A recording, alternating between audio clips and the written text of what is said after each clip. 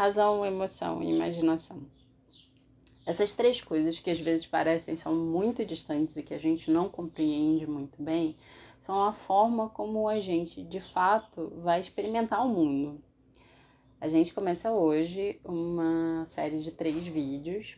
O primeiro é imaginação, o próximo emoção e o último e mais interessantezinho e diferenciado, a razão. Talvez nem tanto, mas enfim.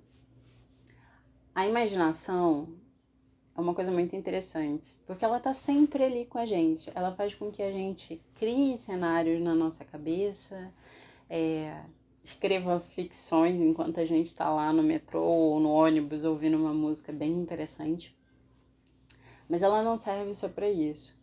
A imaginação é uma ferramenta muito poderosa que serve para que a gente se prepare para as coisas que vão acontecer no futuro ou para ter certeza daquilo que a gente deseja ou não. A partir desses cenários internos, a gente vai conseguir construir o caminho que a gente deseja de verdade para o futuro.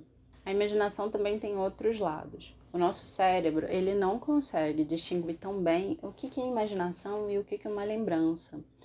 Então, parte daquelas vivências que você tem, elas são tidas como reais mesmo. O problema é que se as suas construções de imaginação de cenário está muito negativa, triste, melancólica, parte de você também está sentindo aquelas coisas de verdade. E aí você vai estar criando uma estrutura de mundo a partir dessas emoções negativas, sejam elas reais ou não, porque para o seu cérebro elas vão ser. Isso pode, inclusive, levar a uma frustração muito intensa e muito significativa, porque você é o narrador, você é o diretor, você fez o roteiro, você é o personagem principal da sua história. Só que o problema tá nos outros indivíduos. Eles não receberam o roteiro, então eles não vão agir da forma como você gostaria que eles agissem.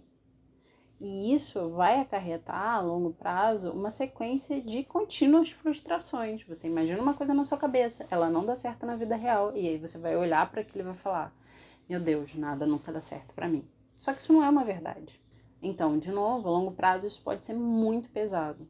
Até porque a imaginação é a nossa primeira forma de conhecimento e é a mais básica também. É a maneira como a gente primeiro conhece o mundo e primeiro vai interpretar as coisas. Só que ela tem as suas limitações. A primeira delas é porque ela é baseada nos sentidos, no tato, visão, audição, paladar. Além dela ser sensorial, ela também vai se basear naquilo que a gente já viveu. E isso pode ser um problema porque se você viveu coisas muito negativas, a sua imaginação, que é a sua primeira forma de conhecer o mundo, ela provavelmente também vai ser mais negativa. A forma como você vai olhar para esse mundo ao redor pode ser bem mais pessimista do que o mundo é de fato. Apesar de que o mundo tá meio merda. Bom, a imaginação ela também é considerada uma forma inferior de compreensão, de entendimento. Pelo menos segundo um cara chamado Spinoza. Ela também é limitada pela sociedade que você está vivendo, pela cultura que está ao teu redor, pelo seu tempo e espaço enquanto indivíduo ali existente. E a imaginação também pode ser distorcida ao gosto do imaginador.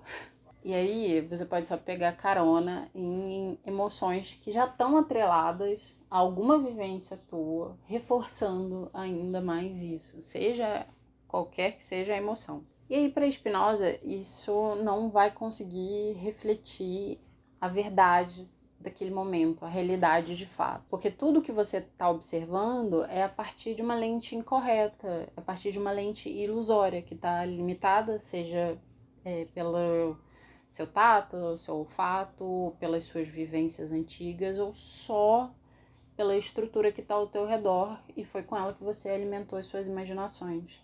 Então você não vai conseguir abarcar a realidade. Para ele, a gente precisa ir além de todas essas limitações, a gente precisa transcender a imaginação e conseguir alcançar a racionalidade, a razão adequada e o conhecimento adequado para cada momento. E um exemplo aqui que todo mundo conhece é o Don Quixote. Don Quixote pega o parça dele e ele sai num rolê para encontrar a cremosa do Don Quixote.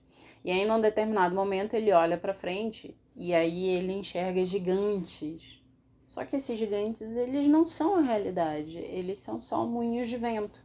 Mas o que torna a história, essa aventura romântica e poética, também é um pouco triste, porque esse indivíduo ele nunca vai conseguir enxergar a realidade de fato.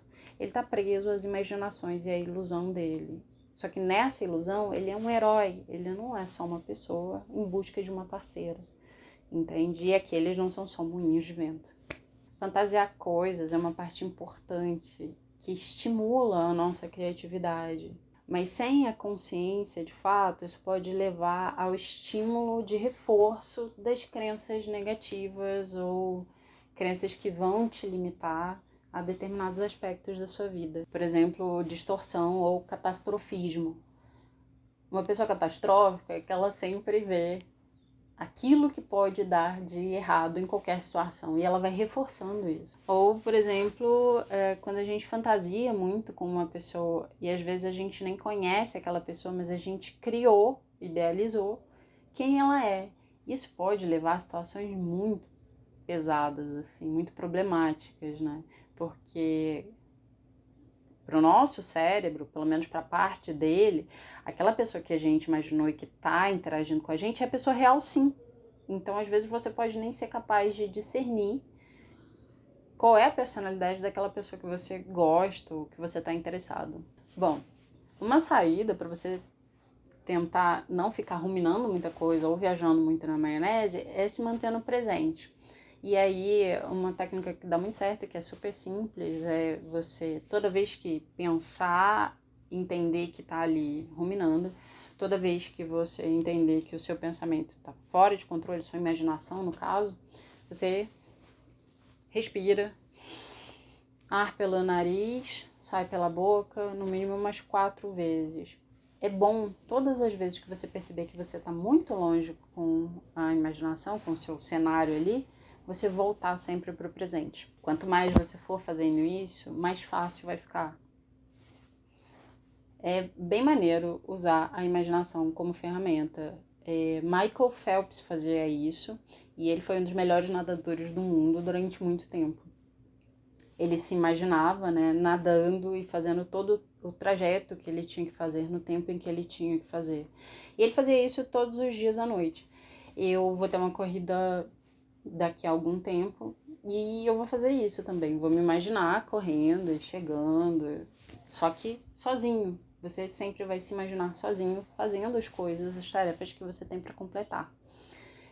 Isso ajuda muito, porque, de novo, para o seu cérebro você já vai estar fazendo aquilo, entende? Então, quando você for correr, quando você for nadar, quando você for abrir 47 massas de pizza para vender, ou for passar 12 horas trabalhando, se você tiver a capacidade de se imaginar fazendo isso para o seu corpo já vai ser um lugar comum, então você vai sentir muito menos.